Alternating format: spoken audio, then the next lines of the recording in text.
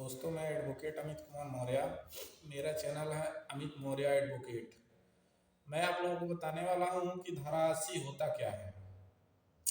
उत्तर प्रदेश राजस्व संहिता 2006 की धारा 80 होता क्या है। तो धारा 80 ये होता है कि आपका कोई जोत है, मतलब आपकी कोई संक्रमणीय भूमि है, उसको आप चाहते हैं कि हम कृषि ना करके उसमें दुकान करें या औद्योगिक करें या किसी अन्य वाणिज्य कार्यों के लिए हम उस भूमि को उपयोग करना चाहते हैं। तो उसके लिए मैं आप लोगों को बताने वाला हूँ ये कैसे होता है, क्या प्रक्रिया है, करने का कारण क्या है, कौन कर सकता है, कौन नहीं कर सकता है। तो ये सारी बातें मैं इस वीडियो में आप लोगों को बताने वाला हूँ। बस इस वीडियो में आप लोग बने रहिए। धारा 80 ये होता है कि यदि आपका कोई संक्रमणीय भूमि है, संक्रमणीय भूमि से तात्पर्य क्या होता है कि जो ऐसी भूमि जो ट्रांसफरेबल हो, जो भूमि विक्रय किया जा सकता है, दान कर सकते हैं, वसीयत कर सकते हैं, ऐसी भूमि की बात मैं कर रहा हूँ। किसी असंक्रमणीय भूमि की बात नहीं कर रहा हूँ। असंक्रमणीय भूमि वो होते हैं जो ट्रांसफरेबल नहीं होते हैं, जो जिसको ट्रांसफर नहीं किया जाता है, ना किसी को विक्रय किया जा सकता है, ना दान किया जा सकता है। ऐसी भूमि का धारा 80 नहीं हो सकता है।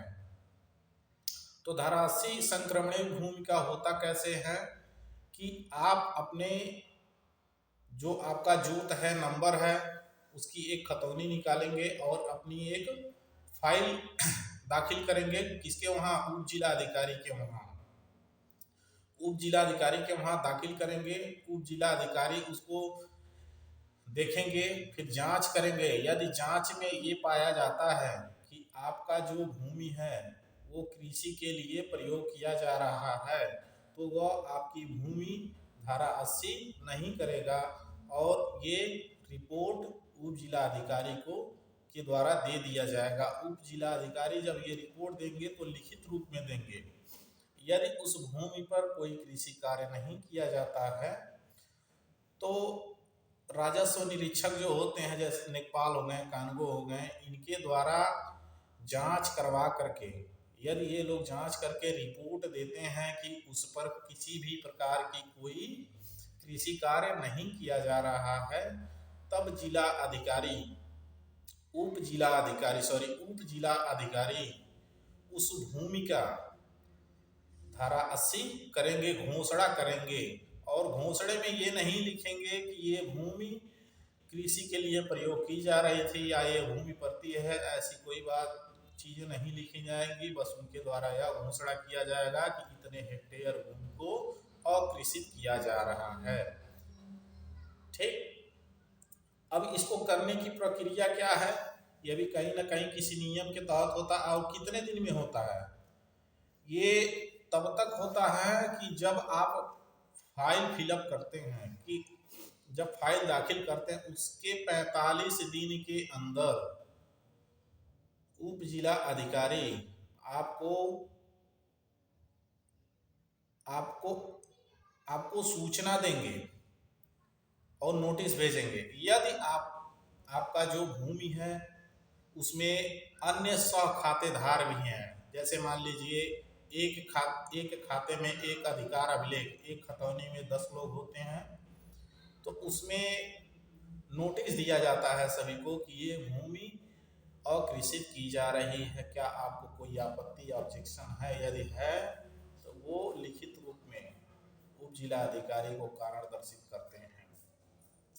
अन्यथा किसी को कोई ऑब्जेक्शन नहीं होता है तो उप जिला अधिकारी के द्वारा रिपोर्ट दे दी जाती है। लेकिन एक एक्सेप्शन भी इसका होता है। एक्सेप्शन ये है कि कोई ऐसी भूमि है जो जहाँ पब्लिक न्यूसेंस क्रिएट हो, कोई ऐसी सुविधा व्यवस्था वाला प्लेस हो, स्थान हो, जगह हो, ठीक है, या कोई ऐसा स्वास्थ्य विभाग वाला जमीन हो, ऐसी भूमि को वो कभी भी अकृषित की घोषणा नहीं कर सकते हैं। करने के लिए इसका रूल क्या है? इसको करने के लिए नियम 85 के तहत आरसी पर प्रपत्र 25 में उप जिलाधिकारी के द्वारा घोषणा किया जाता है। और नियम 86 के तहत के अंतर्गत उप जिलाधिकारी द्वारा स्वप्रेरणा से या प्रारंभ की गई वह भूमिधर नोटिस देगा।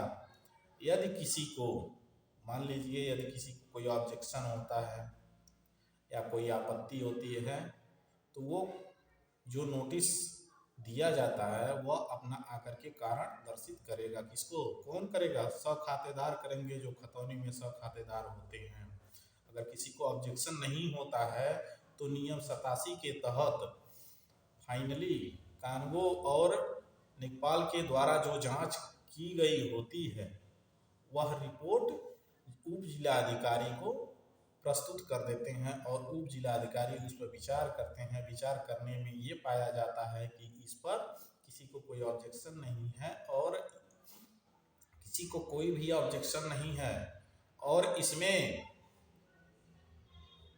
ये जो भूमि है कृषि के लिए प्रयोग नहीं किया जा रहा है, ठीक है। यदि उस पे दीवारें बनी हैं, छप्पर है या कोई अन्य चीजें हैं तो ये भी उप जिलाधिकारी ये घोषणा में ये नहीं लिखेंगे, बस इतना ही होगा कि आपकी इतनी हेक्टेयर भूमि को अकृषित घोषित किया जा रहा है। थैंक यू, धन्यवाद। बस इस वीडियो में बस इतना ही। और भी जानकारी के लिए आप लोग, हमारे नए नए वीडियो आते रहते हैं, आप लोग उसको देखते रहिए।